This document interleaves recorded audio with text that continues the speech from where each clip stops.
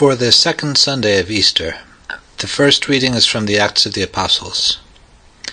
Many signs and wonders were done among the people at the hands of the apostles. They were all together in Solomon's portico. None of the others dared to join them, but the people esteemed them.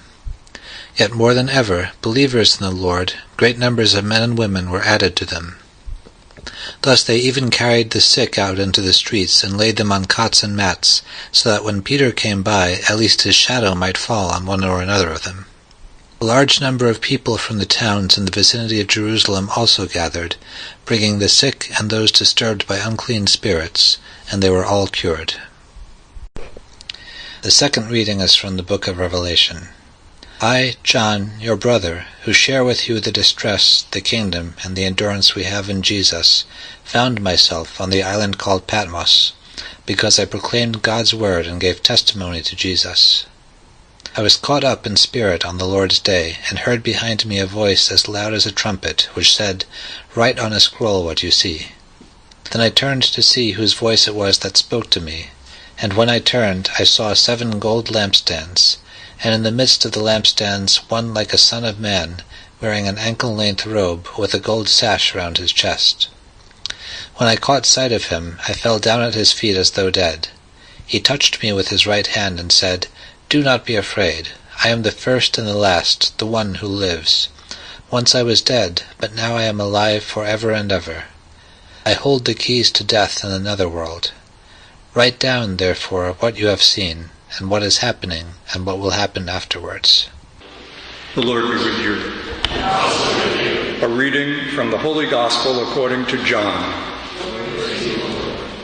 May the Spirit of the risen Christ be in our minds and in our hearts, that the wisdom of the gospel may penetrate the depths of our life.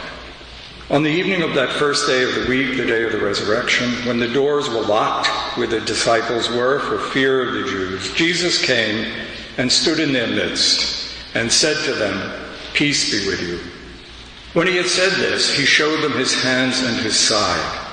The disciples rejoiced when they saw the Lord. Jesus said to them again, "Peace be with you. As the Father has sent me, so I send you."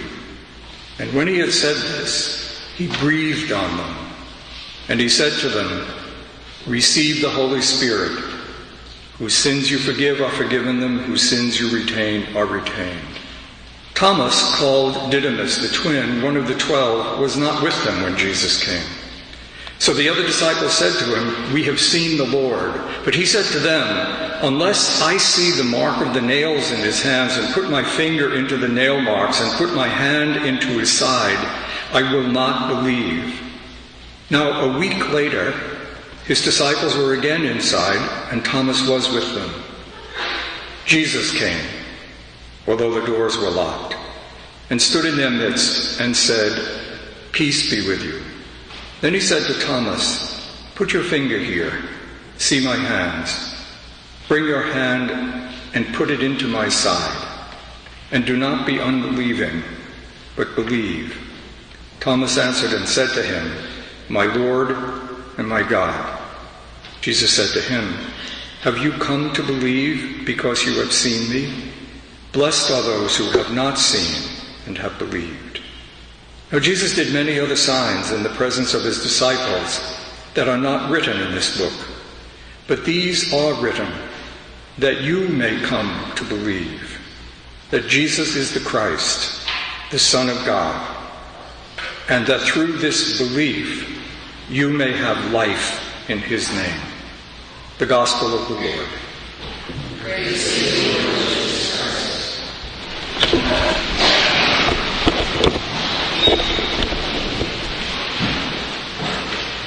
Just something I want to mention before I do the homily. I just want to ask, how many people here know about or have heard of a devotion called the Devotion to the Divine Mercy? Not very many, which is interesting. It's a developing. John Paul II, the previous pope, was very attached to this. It's actually pretty much the same thing, it seems to me, as devotion to the Sacred Heart of Jesus, which was a much more ancient devotion. one that many of us grew up with very intensely, especially anybody who had anything to do with Jesuits. They were particularly urgent in teaching a devotion to the human love of God. That's what the Sacred Heart, the image of God's love in the flesh. And this is much the same thing. This devotion has come from some mystical experiences that were had by a Polish sister named Faustina, and images she saw of Jesus. And it's very hard. And to this Sunday, Pope John Paul II said should be commemorated as Divine Mercy Sunday, the Sunday after Easter. So I just wanted to mention that. But obviously for us, everybody in the world, this Sunday, as soon as I described where this devotion came from, knows what a profoundly difficult Sunday this is for the country in which these mystical experiences took place, the terrible tragedy, really, of the loss of 96 people, a large part of the government of Poland in one plane crash. And ironically, they were going to, for the first time since the Second World War, to a reconciliation ceremony between Russia and Poland in this place where they were going to go to hold a reconciliation. During the early Second World War, 20,000 Polish officers were slaughtered by communist soldiers. And the communist government never admitted that this was true. They said all the time that the Germans did it. And they finally admitted it. As an act of reconciliation, the president of Poland and the president of Russia were going to meet. And on the way to that is almost on the very day of the anniversary, the plane crashed. So we should definitely keep the people of Poland in our mind at this Mass and pray for them. I mentioned before we listened to the first reading that it was a reading about a kind of honeymoon period in the life of the church, which is true. We're going to talk through this, I'm going to talk through, you're just going to listen, through this homily about a series of things that go on in the life of the church. And this pattern repeats itself. It was very early. The pattern is a time of great optimism, great hope, great success, really just wonderful euphoria, a honeymoon, there's no better word for it, followed not very far after by a time of enormous trouble and failure and all kinds of unraveling, loss of faith. A lot of the Gospels, Mark's Gospel reflects this about a community in Rome. And the second reading, actually, although this part of the reading didn't deal with that, reflects it too. The writer of the book of Revelations is on that island because he's been exiled there during a persecution. And it was a very terrible persecution. It was really sort of doing the community in. And also it was turning members of the community against one. People were failing, people were apostatizing. I mean, it was a very dark and bad time. In an interesting way, we are actually in another rhythm like that. None of you, I suspect, in this room is old enough, I'm sure probably not if you're all students, to have known a period in the life of the church which I was privileged to be alive for in the late early 1960s. The period of the Second Vatican Council, this enormous, powerful inflow of the Spirit, like Jesus did, where he breathed into the apostles in this story. You have to hear two things there if you're listening to John's Gospel.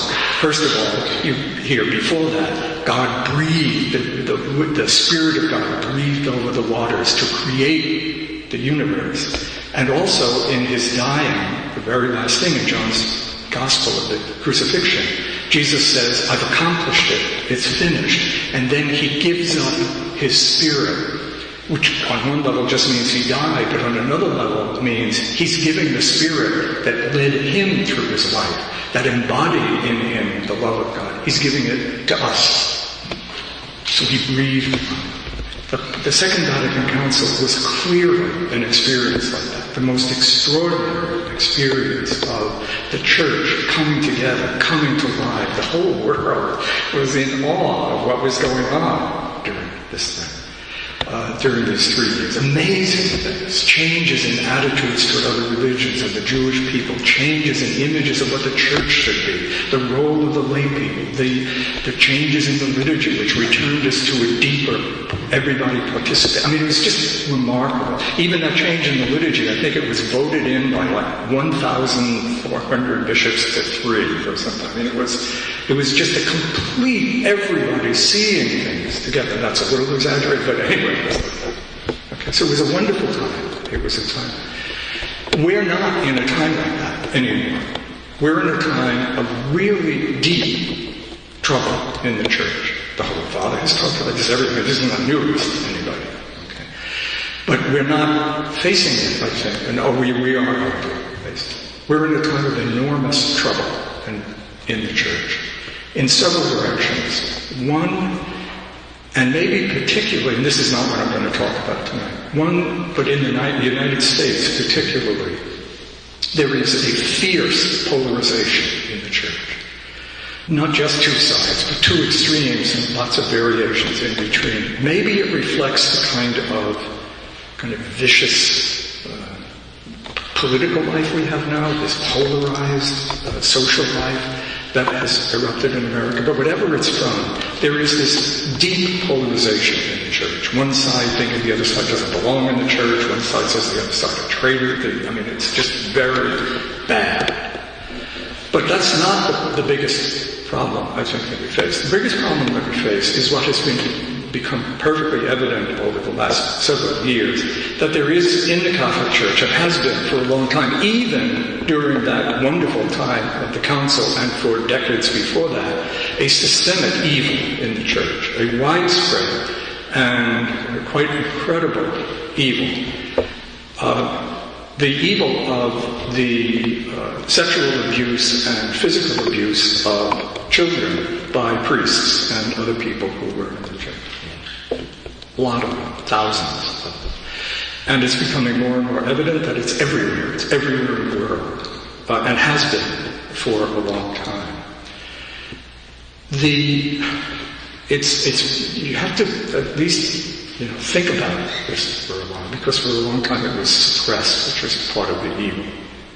I guess for me, if you think about the soul destroying, I asked you to think of, at the beginning of Mass, who do you think of when you hear about the church? When you say the church, when you read in the paper the church does something, who do you think of? Do you think of just bishops and priests and things? Do you think of all of us? But in any case, certainly priests are the powerful images of the church. So what a soul-destroying thing it is for somebody like that to corrupt and probably psychologically for the rest of their life damage. And it happened to hundreds and thousands of kids.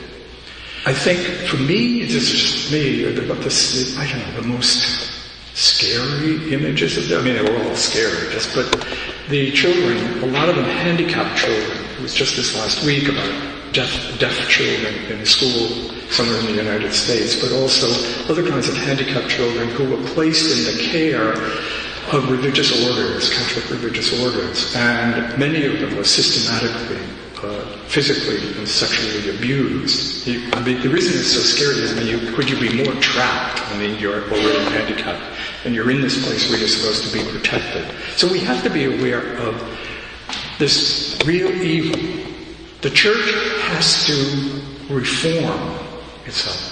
We have to, and not just say we're sorry about this. We have to find some way in Bavaria to find these people, to care for these people, to maybe give up what we have for the sake. Who is the church? It's all of us. But that's not the only evil that has been revealed. This is another thing that the Holy Father mentioned in his letter to the Irish bishops. There is another structural problem in the church which led to the suppression of this evil, the hiding of it, the inability to deal with it very well. I guess the most shocking thing, I don't know this for sure, but I have not read, and I've read a lot about this, of a single bishop anywhere who found out about this And leave aside that he didn't turn these people in. He never went to see the people who were abused. I mean, never reached out to them. They were his flock, right? His people. So there's a structural thing, and the structural thing has to do with what is called more and more now clericalism. And clericalism, by that I mean this, two things. That over the centuries, mistakenly, there grew up in the Catholic community the idea that there was a certain group of people in the community who were superior to everybody else in the community, almost spiritually superior, set apart. Marked, of course, by the fact that we were all male celibates. But it isn't the celibacy, and it's not the fact that there was a group of people who were priests. That's not clericalism. Clericalism is that this group of people who are priests, whom Jesus described as people who were the servants of others, were not better than everybody else. We weren't special in this way. But it grew up to the idea that we were, that there was this group of people who were higher than everybody else, or holy or whatever, they had position. There was just this setting apart as other, separate from, independent from, treated differently in ceremonies and all that sort of stuff. That's the first part of clericalism. This in-group, that was kept apart from everybody. The other part is, and there's no theological basis to this, that all of the power in the church was relegated to this group. It wasn't always so. There were lots of times in history when other people in the church exercised power. I'll give you a simple example. There's no reason, for instance, why a papal ambassador or nuncio could not be a layperson. There's no reason why he should be a bishop at all. I mean, there's nothing about the ministry of bishop when you're just an ambassador of a country, the Vatican City. There's no reason why lay people, lay women and men, there's no theological reason why they should not run the dicasteries or have influential positions in the dicasteries in Rome. But what has happened is that all of the power, this has nothing to do with the authority to teach, which belongs to the officer. This has to do with the power and the money and the things. That has all also been relegated to this one separated group. And that structure underlies a lot of the problems we have had, both in this evil developing in the church and in figuring out what to do about it. This is going to go on for a long time. It's going to take years, decades, maybe beyond your lifetime, for the church to be reformed in both of these. The church has had to be reformed lots of times in history. This is not the first time, but it's our time. And it's our business. Who's the church? It's you. What church needs to be reformed? You do. Me do. I do. Me do. I do. There are two things I would say about that, which are very practical about, and then I want to say something about the gospel very quickly. Those of us who, for whatever reason, by God's grace and accident, whatever, were not involved in these really soul-destroying, sinful actions, it's not our business to think, well, this has nothing to do with us. We're just going to think about, well, that's them. That's these bad people. No. Because this isn't the only evil in the church. I'll give you a really startling example. I hope it doesn't bother people. There are some people in the Right to Life community who are so fixed on the appalling evil of abortion, which they do not commit themselves, that they don't seem to notice that they commit other sins, even other sins against life. Just because we are not guilty of either covering up this thing or performing these acts doesn't mean that our sinfulness is not affecting the church now and needs to be reformed. This would be this would be a deeper experience of Christ for you if I were a holier man. If I didn't bring to this limits because of graces I didn't respond to. Same thing for you, for the rest of us. We are the church. Where we limit or block the movement of Christ's Spirit in our life, we block it in the church. That's the first thing. The need for reform in the church, penitence and reform, affects all of us in our own life, not just these people. And the second thing is, Since you are the church, and we are, even though we don't have any power in the church now, we're not in any, none of us is in a big position, we're still responsible for this church. Whereas especially if you're smart, you're being well trained, you're going to be assuming positions of responsibility in the world and maybe in the church. You should know more about the church, know more about what goes on. You should care about what the structures of the church are. And certainly you should pray for it. So let me just go quickly. I'm sorry this has been so long, but it's really important. To the gospel passage, just very quick things. I've already mentioned the business of Jesus breathing. This is the risen Christ on Easter Day. This is the Christ who will become present on this altar in about 15 minutes. Breathing into you and me, His Spirit. As I've been sent into the world, I'm sending you into the world to do what I do. Think of the real horror, if I may just go back to that, of somebody who was sent to do that, who abuses a child. But the most powerful thing is that the gift of forgiveness is there. The gift of forgiveness is in the church because it's needed. And it's as powerful as the resurrection of Christ because it is more powerful than any evil that's in the church or in us or in me or in the structure. Two things.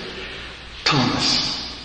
Really interesting. When Thomas says, unless I can put my fingers in this, he seems like he's just, an arrogant person. But suppose you change that phrase just a little bit to say, not, I will not believe, but I cannot believe. Unless I have this experience, I cannot believe. That seems to me to be a perfect, wonderful expression of any of us at prayer. God, this is the way I am. Lord, this is the way I am. I'm not going to pretty myself up for you. This is the way I am. You enter my life and do something. This is what the church should sound like. No. And he does. Christ does. He ends up, Thomas ends up, beyond his unbelief, saying the most profound act of faith in all of John's Gospel. My Lord and my God. The Gospel begins, in the beginning was the Word coming out of God. The end of the Gospel, this man says, the Word is God. It's the inclusion of the whole Gospel. The last thing I want to say is, when Jesus says to him, blessed are those who have not seen and have believed, he's not congratulating us. Remember, blessed means you're lucky. You're fortunate.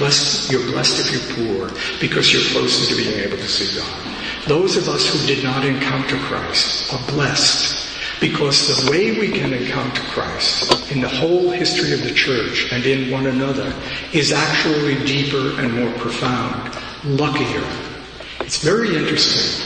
The only other time in John's Gospel when this word is used by Jesus, blessed, you're blessed, is at the Last Supper, when he's washed the feet of the disciples, and he says to them, any one of you who recognizes what I did and understands it, you're blessed if you go and do it.